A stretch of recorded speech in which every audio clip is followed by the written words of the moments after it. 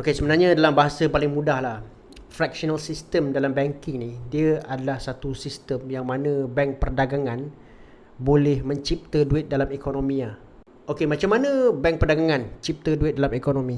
Cara diorang cipta duit dalam ekonomi ialah dengan apabila kita mendepositkan kita punya duit tu, hanya sebahagian kecil je daripada duit kita tu yang dia akan simpan. Jadi selebihnya dia akan pinjamkan keluar.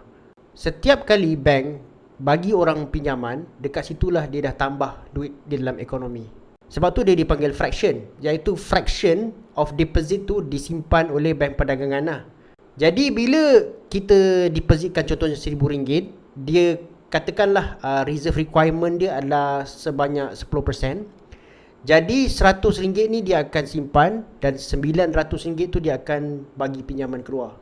Bila orang dapat RM900 ni, orang akan simpan balik dekat bank tu, dan kemudian bank ni akan pinjamkan balik duit tu, hanya 10% saja yang di retain. Jadi dengan cara tu sebenarnya duit dalam ekonomi ni akan bertambah. Tapi duit yang bertambah tu adalah duit digital tau sebenarnya. Dia bukan duit kertas ni. Bukan duit kertas, bukan duit shilling, tapi dia adalah duit digital. Duit kertas tak boleh dicipta oleh bank perdagangan. Duit kertas cuma boleh dicipta dan dicetak oleh bank pusat sahaja. Tapi macam kita tahulah, duit kertas ni adalah jumlah yang kecil je dalam ekonomi kita. Sebahagian besar dalam ekonomi kita ni dia adalah terdiri daripada wang digital.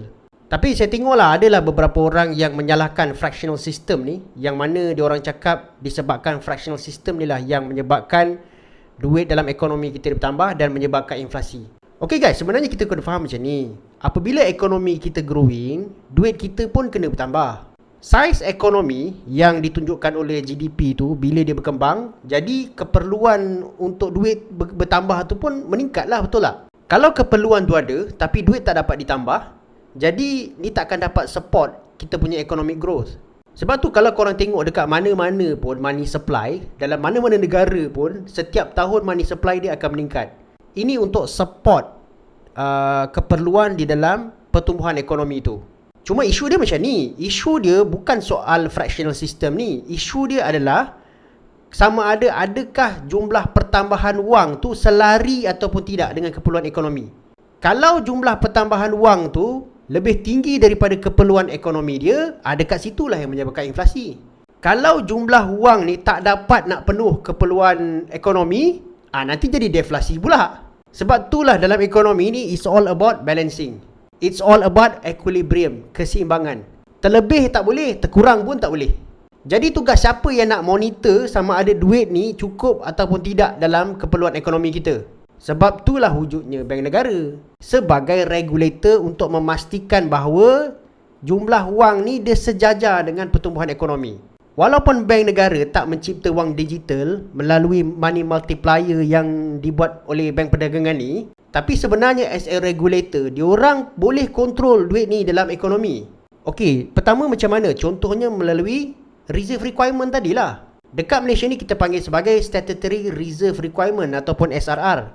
Kalau bank pusat naikkan statutory reserve requirement tu, jadi kebolehan bank perdagangan ni untuk mencipta pinjaman pun berkurang lah.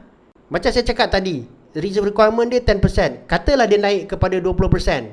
Pertambahan duit tu pun akan berkurang.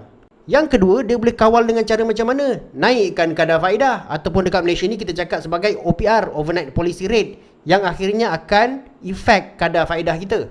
Bila kadar faedah naik, ini akan menyebabkan orang kurang berminat untuk buat pinjaman.